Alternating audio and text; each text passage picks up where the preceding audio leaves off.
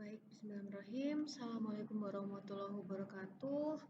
Untuk pembelajaran di mata kuliah pemasaran asuransi kesehatan kali ini, kita sampai di topik digital marketing. Oke, untuk materi pada hari ini ada sekitar 10 subtopik ya. Yang pertama kita akan membahas terkait definisi dari digital marketing. Yang kedua, perbedaan digital marketing versus traditional marketing. Kemudian tujuan dari digital marketing. Kemudian unsur digital marketing, jenis digital marketing, tantangan dari digital marketing, strategi, kelebihan, kekurangan, serta penerapannya dalam asuransi. Nah, kita masuk ke yang pertama, definisi dari digital marketing.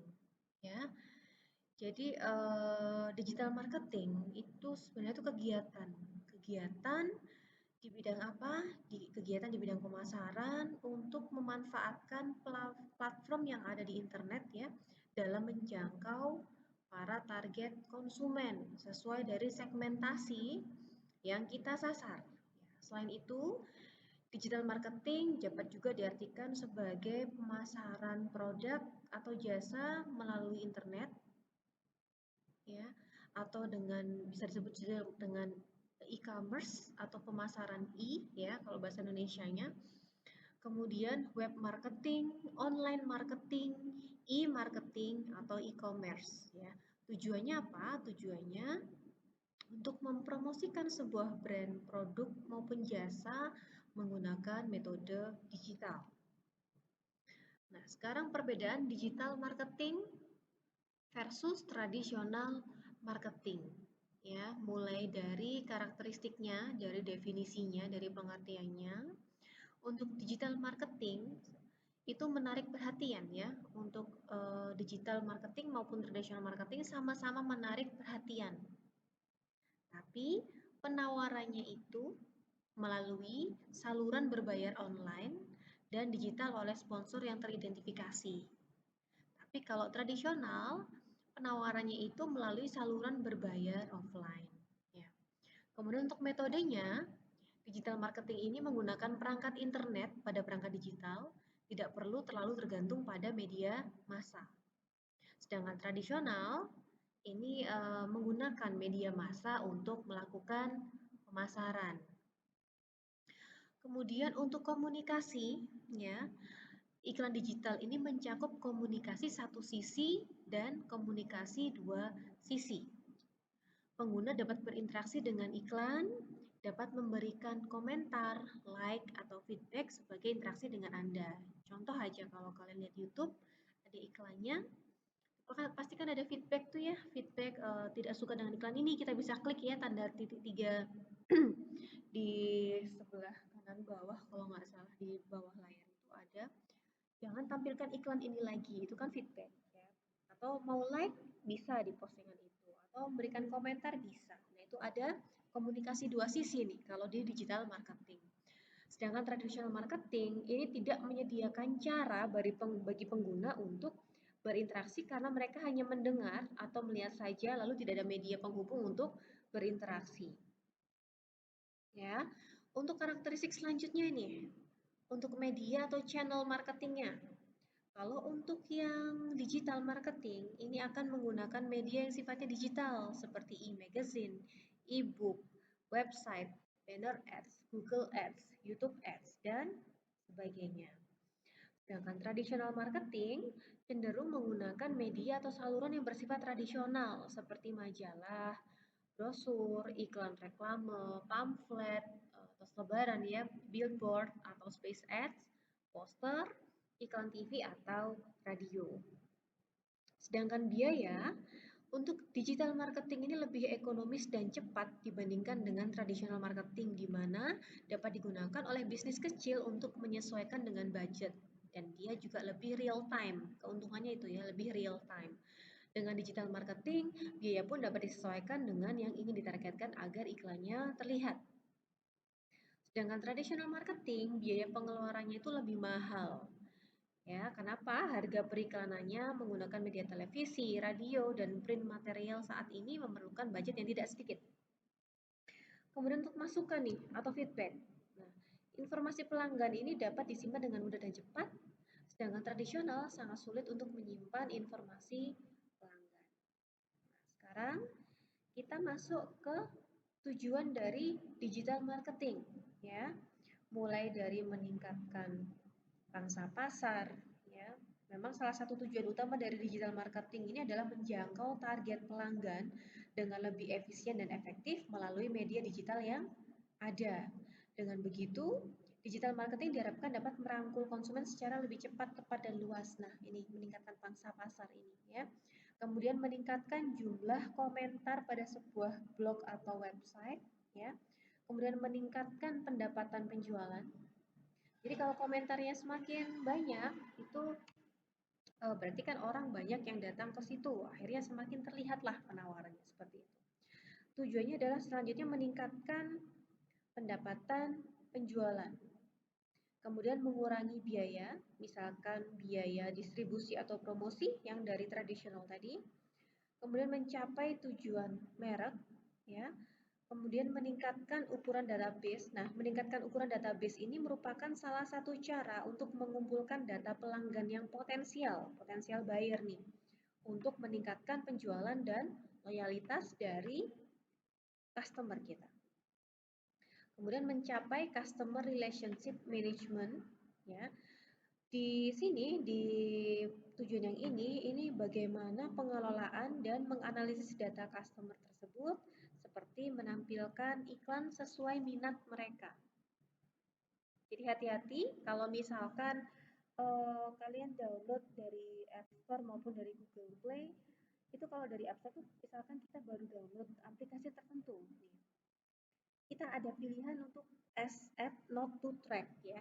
Kita minta aplikasi supaya tidak melacak. Karena kalau kita tidak kecentang itu, maka itu akan dilacak kita seharian ini. Instagram bukai apa, entah bukai lipstick, bukai make up atau skincare atau bukai baju-baju, itu akan direkam datanya.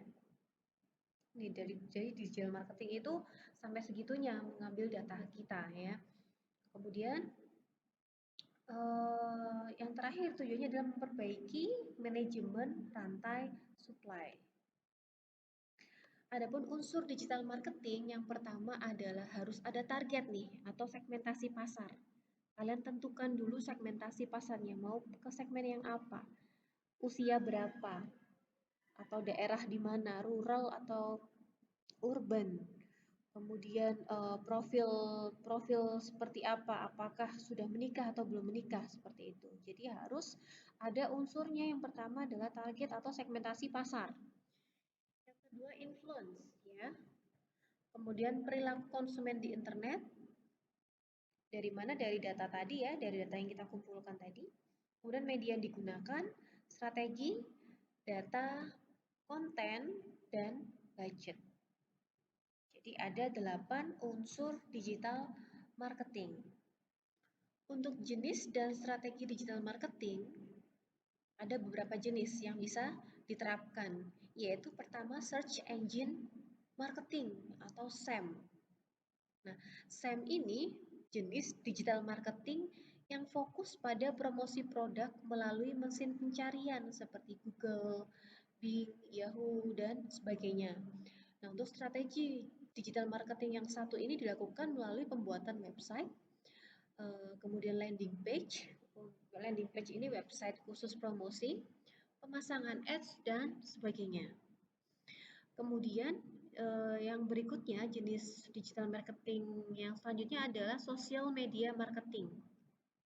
Ini memanfaatkan media sosial seperti YouTube, TikTok, Instagram, Twitter, Facebook, dan media lain sesuai target konsumen. Misalkan kalau untuk target umur 30-an ke atas, itu Facebook masih masuk karena Facebook ada di era-era mereka sekitar umur 20-an. Tapi kalau kamu segmentasimu itu di bawah 30, kemungkinan di Instagram atau TikTok seperti itu. Nah, itu kita harus punya data dan tadi unsur tadi segmentasinya, ya. Kemudian yang ketiga adalah email marketing. Ini pemasaran melalui surat elektronik atau atau surel atau email ya. Strategi digital marketing satu ini paling cocok diterapkan oleh usaha dengan model business to business. Ya. Kemudian ada digital advertising. Ini pemasangan iklan di berbagai channel online, mulai dari website sampai media sosial. Kemudian konten marketing merupakan jenis digital marketing dengan sarana berupa konten yang baik, isinya berupa tulisan, audio, gambar, atau video. Nah, biasanya proses konten marketing ini dilakukan beriringan dengan social media marketing, email marketing, atau digital ads. Jadi, konten itu tentu saja isinya adalah tujuannya untuk social media marketing, digital ads, dan email marketing. Kemudian customer service automation. Nah, adanya otomasi ini membuat perusahaan bisa mendapat informasi tentang calon konsumen sejak mereka berinteraksi dengan produk atau perusahaan yang pertama kali ya. Setelah itu, informasi tersebut bisa langsung diteruskan ke CS atau tenaga penjualan untuk proses closing atau proses terjadinya penjualan. Jenis digital marketing selanjutnya adalah affiliate atau dropship ya. Dengan menerapkan strategi digital marketing ini, ya kita bisa mendapatkan profit dari tengkulak online. Yang biasanya di Shopee atau Tokopedia itu ada yang menggunakan sistem dropship seperti ini. Keuntungan untuk diri mereka sendiri ya, dengan strategi yang seperti ini. Kemudian ada namanya search engine optimization atau SEO, yaitu proses mendapatkan traffic berkualitas baik yang secara gratis maupun berbayar. Nah, jika tujuannya adalah menarik banyak pengunjung, maka optimalisasi konten dengan cara seperti apa? Menentukan kata kunci ya yang relevan untuk judul, deskripsi, isi website, serta membangun backlink yang relevan. Penggunaan hashtag itu juga berpengaruh ya, supaya penawaran kita itu banyak dilihat. Jadi dengan contoh seperti ini maka jenis digital marketing yang digunakan adalah SEO ya. Kemudian pay per click advertising. Nah, ini sejenis model pemasaran seperti Google AdWords di mana pengiklan ya membayar untuk setiap orang yang berkunjung ke website. Besaran tarif per kliknya ini bisa ditentukan sendiri atau mengikuti rekomendasi yang diberikan, dan semakin tinggi biaya per kliknya, semakin besar iklan website tampil di halaman paling atas. Ini contohnya kalau kalian lihat di detik gitu kan, itu pasti ada pay per click-nya itu, yang kadang mengganggu kita mau baca berita. Nah, itu pay per click ini. Kemudian instant messaging marketing, dengan mendapatkan pesan singkat via WhatsApp atau berisi promosi suatu barang atau jasa. Misalkan, ketika kita lewat daerah Burger King, itu tiba-tiba ada SMS ya, message yang menginformasikan promo. Ini contohnya ya. Ada promo.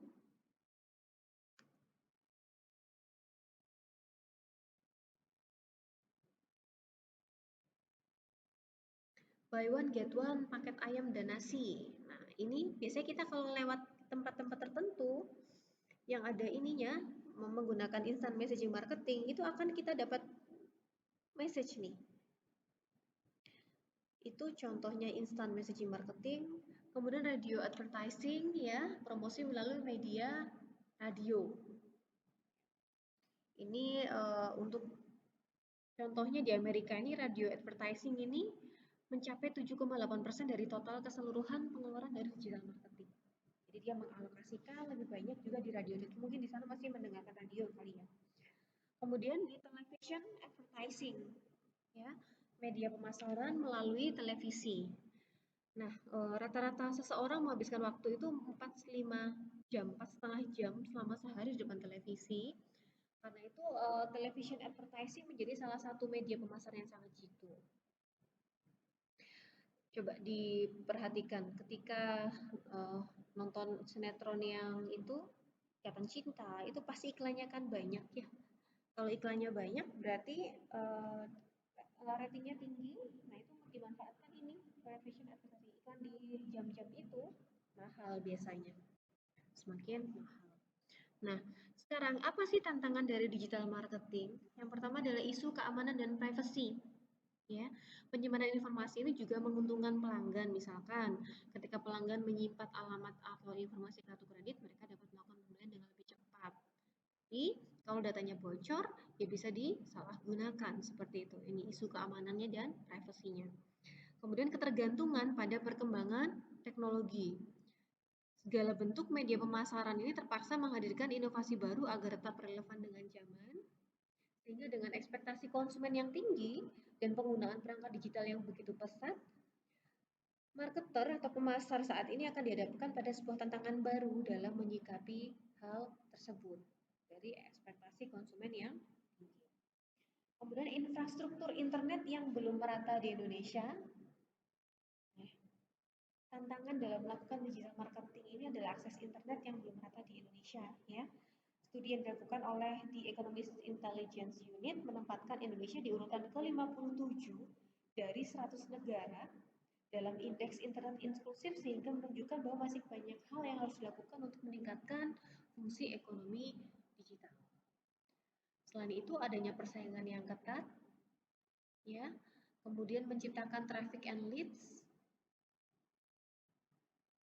Jadi salah satu triknya untuk menciptakan traffic and leads ini menyesuaikan jenis konten. Tapi jangan sampai menghalalkan segala cara, yang penting viral seperti itu. Itu kan juga harusnya ada etikanya juga, ya. Kemudian mengukur ROI dari aktivitas pemasaran. Untuk mengukur ROI tersebut, ya, bisa menggunakan perangkat lunak yang mumpuni untuk memantau dan mengukur kegiatan pemasaran digital serta penjualan online yang terjadi. Nah, terkait pengumpulan data yang disiplin ini dapat mendukung perhitungan ROI yang lebih mudah. ROI itu return on investment, ya. Persentase kenaikan atau penurunan investasi selama periode tertentu.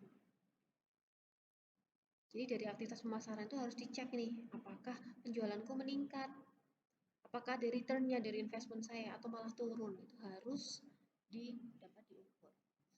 Kemudian memastikan ketersediaan budget pemasaran, ya. Pastikan ketersediaan budget dengan menyediakan laporan ROI dari aktivitas pemasaran.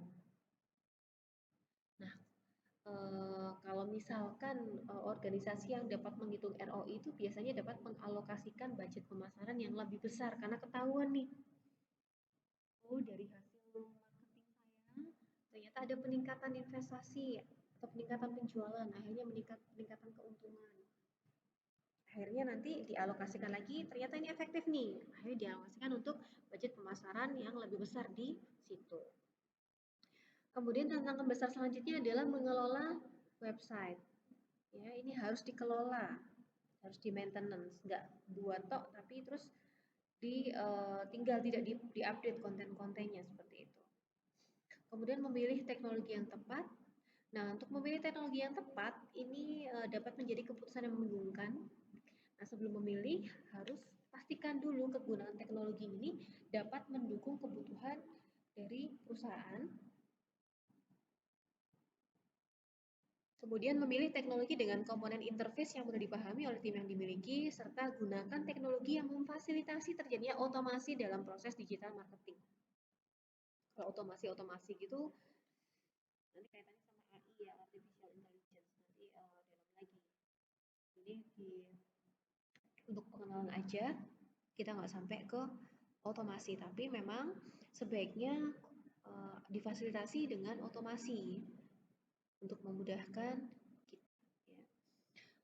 Kemudian kelebihan dari digital marketing, pemasaran yang lebih mudah. Kenapa lebih mudah? Karena menjangkau platform media sosial yang banyak masyarakatnya, ya, banyak calon konsumen. Jangkauannya akan lebih besar. Kalau jangkauan lebih besar, dampaknya akan meningkatnya volume penjualan barang dan jasa yang ditawarkan. Kemudian pemasarannya lebih efektif. Dengan pemasaran yang lebih efektif, sasaran konsumen yang potensial akan lebih terarah dan tentunya memaksimalkan penjualan produk atau jasa yang dimiliki, sehingga lebih efektif dan tepat sasaran. Kemudian keuntungan selanjutnya adalah kemudahan yang didapatkan dalam mengumpulkan data konsumen. Nah, data ini dapat dimanfaatkan untuk mengembangkan strategi pemasaran berikutnya. Data apa saja? Bisa jenis kelamin, usia, minat, lokasi, konsumen, serta preferensi pembelian. Nah, ini bisa didapat dari mana? Yaitu tadi kalau kamu download aplikasi apapun ya di App Store atau Google Play, itu kalau saya matikan ya as app not to track itu, karena saya nggak mau saya melihat apa saja di Tokopedia, saya ngelihat apa aja di Shopee. Tapi kalau memang kalian membolehkan ya silahkan, tapi itu akan dikumpulkan datanya untuk ini strategi pemasaran berikutnya. Soalnya kalau enggak, kadang kita lihat nih di Tokopedia, melihat headset Bluetooth misalkan.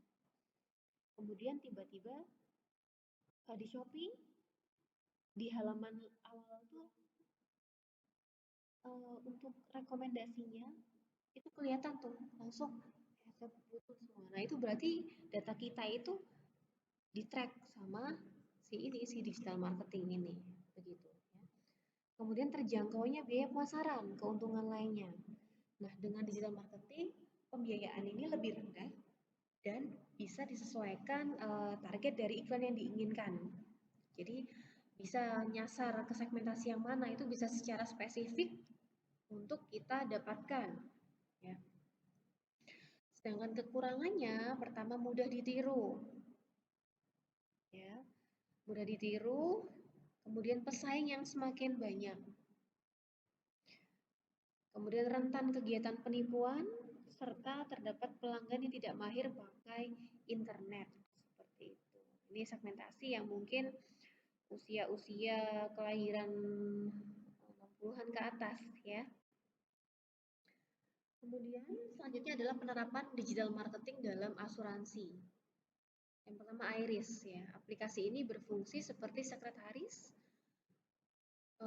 karena di sini berisi segala informasi, jadwal, kontak nama, ulang tahun nasabah, polis jatuh tempo, dan dapat memberikan nasabah baru juga. Ini tapi belum tahu nih proses seperti apa. Ini contohnya ya, contoh penerapan digital marketing dalam asuransi. Kemudian M Academy, ini aplikasi untuk belajar dari A sampai Z mengenai asuransi dan produk. Jadi nggak perlu susah-susah ngapalin produk nulisnya. Asuransi jiwa ini apa, ada berapa jenis, kemudian asuransi kesehatan ada berapa jenis, apa saja manfaatnya, tapi ada ini ya. Kemudian WD Smart ya, dengan aplikasi ini membantu membuat penawaran dalam bentuk ilustrasi dan juga melakukan proses pengisian aplikasi pengajuan asuransi ya. Kemudian pengumpulan data sampai dengan pembayaran pertama polis asuransi dan dengan kemampuan issued polis tercepat. Kalau misalkan tidak ada risiko, sudah langsung bisa issued saja. Kemudian M-Recruitment. Ini adalah aplikasi pengisian data agent baru.